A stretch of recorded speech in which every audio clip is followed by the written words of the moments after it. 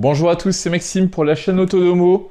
On se retrouve aujourd'hui pour discuter de cette marque FitCam X. C'est la deuxième caméra que j'installe et c'est une dashcam. C'est une caméra qu'on va aller fixer dans sa voiture et qui va filmer globalement la vue quand on roule.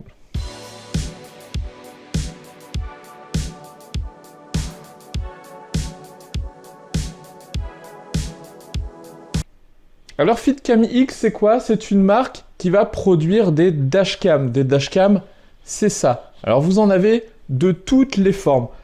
Une dashcam déjà, c'est quoi? C'est une caméra qui va filmer l'environnement de votre voiture lorsque vous roulez. L'avant, l'arrière, l'intérieur, sur les côtés. Pourquoi? Pour les assurances, par exemple, en cas de problème sur la route, eh bien vous avez une vue vidéo sur ce qui s'est passé, qui a freiné, qui a tourné, etc. Si bien que les assurances commencent depuis quelques années maintenant à faire bénéficier les possesseurs de dashcam de certaines réductions. Donc contactez vos assurances, peut-être que vous aussi vous y avez le droit. Et FitCam X, en fait, c'est la deuxième caméra que je monte. Ils ont la particularité de proposer des dashcams intégrés à votre véhicule. C'est-à-dire que vous allez sur le site, vous mettez la marque, le modèle, l'année, et vous avez une caméra qui s'intègre parfaitement à l'esthétique de votre voiture. Vous n'avez pas les câbles qui pendent, le câble allume-cigare, etc. Tout est prévu. Par exemple, ici, sur une A1, eh bien, ça va aller se brancher sur le détecteur de pluie. C'est-à-dire que ça va venir intercaler. Donc, vous avez un mâle, un femelle. Vous débranchez le capteur de pluie. Vous rebranchez ça entre les deux. Votre caméra est directement alimentée. Vous avez la carte mémoire, les boutons. Bref, vous avez vraiment tout, il n'y a rien qui dépasse et c'est plug and play, il y a un tout petit peu de démontage, mais franchement vous allez voir, c'est à la portée de tout le monde. Alors moi j'ai commandé le pack avant-arrière. Avant c'est une caméra 4K, donc ici c'est une petite pastille de protection, c'est pour ça que c'est bien bleu. C'est une caméra 4K qui va filmer en fait l'ensemble de votre pare-brise, on verra les points de vue après. D'un côté vous avez le slot pour la micro SD qui est fournie. Vous avez le choix entre 64 et 128 Go. De l'autre côté, deux boutons. Le bouton d'allumage, et on le verra après qu'il ne sert à rien, puisqu'au final, la caméra va s'allumer dès lors que vous mettez le contact. Et une autre caméra pour prendre une photo. C'est-à-dire que là, vous avez quelque chose de suspect sur la route qui va pas, que vous souhaitez malgré tout conserver, puisque les plus vieilles vidéos vont être remplacées par les nouvelles. Et donc là, c'est pour forcer l'archivage. Ici en dessous, quelques petits voyants pour confirmer le bon fonctionnement. Et l'optique ici. Alors moi j'ai commandé une petite option, c'est le filtre polarisé. Et ça, vous allez voir la différence. Ça vient se mettre ici, donc par adhésif. Vous allez pouvoir le tourner pour modifier la polarisation. Et ça va annuler les reflets, le reflet de pare-brise, les reflets extérieurs. Et ça va améliorer la visibilité, surtout par temps de pluie. Deuxième caméra, c'est la caméra arrière. Donc là, vous avez un double face ici, plus la caméra donc Full HD qui va surveiller donc l'arrière de votre véhicule. Vous avez un câble mâle-femelle ici, donc qui sert à connecter les deux caméras ensemble, qui fait à peu près 5 mètres. Donc ça, vous aurez à le passer dans le joint. Et la même option avec ce petit filtre polarisé, donc qui vient se clipser tout simplement sur la caméra à l'arrière.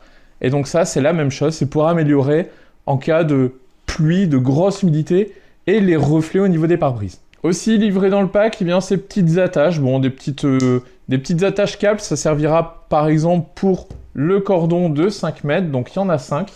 Il y a des petits pads autocollants double face, donc pour la caméra arrière, donc il y en a 2 qui sont livrés en plus. Et vous avez le petit manuel ici. Et ce manuel, eh bien, il est dispo en français, donc anglais, italien, nanana, français. Ça vous aide à configurer, on va dire, avec les boutons, avec l'appli, puisque bien évidemment, cette caméra est connectée, vous avez l'appli sur votre téléphone. Et puis, pour l'installation, eh bien, vous avez un petit QR code, puisqu'il y a de nombreux véhicules. Et donc ça, par contre, tout est en ligne. Donc, prenez votre téléphone, c'est extrêmement bien guidé. On va d'ailleurs faire le test, en fait, de montage, donc sur une A1 tout de suite. Et la première étape, c'est bien évidemment la vidéo avec le QR code en fait sur l'applicatif. Et là, vous allez avoir en fait tout le procédé de démontage. Donc vous indiquant qu'il faut démonter d'abord cette petite partie ici, puis le cache en dessous, puis retirer, bref, on y va. Hop, une première partie d'enlever, donc vous voyez bien que cette partie-là va être remplacée par exactement celle-ci. Donc les codes sont bien évidemment identiques. Alors il y a une il y a une légère différence sur la teinte. C'est vraiment à peine perceptible, donc on comprend bien que la caméra va venir se loger ainsi. Deuxième partie à enlever, c'est le cache pour aller déconnecter le capteur de pluie qui se trouve ici pour interconnecter avec la dashcam. Et même si c'est pas précisé, en fait, moi j'aime bien, comme je l'avais fait aussi dans l'autre voiture, c'est démonter le plafonnier intérieur. Comme ça, on a de la place vraiment de passer, d'aller tirer le câble pour les mettre ici à l'intérieur, histoire qu'ici on ait le moins de câbles possible. C'est quand même, ça prend 10 minutes, mais c'est quand même vachement plus propre et on est plus posé en fait pour faire les choses.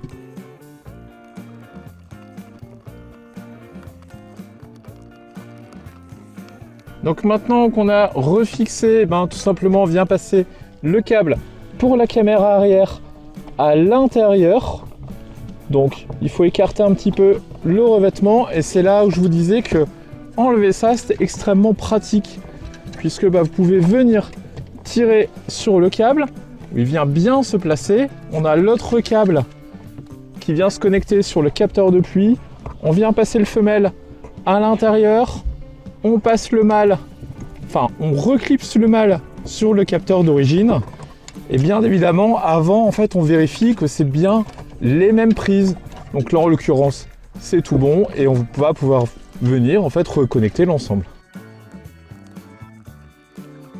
Voilà, une fois tous les câbles bien repassés, on vient remettre le petit cache. En fait, voilà, c'est déjà fini.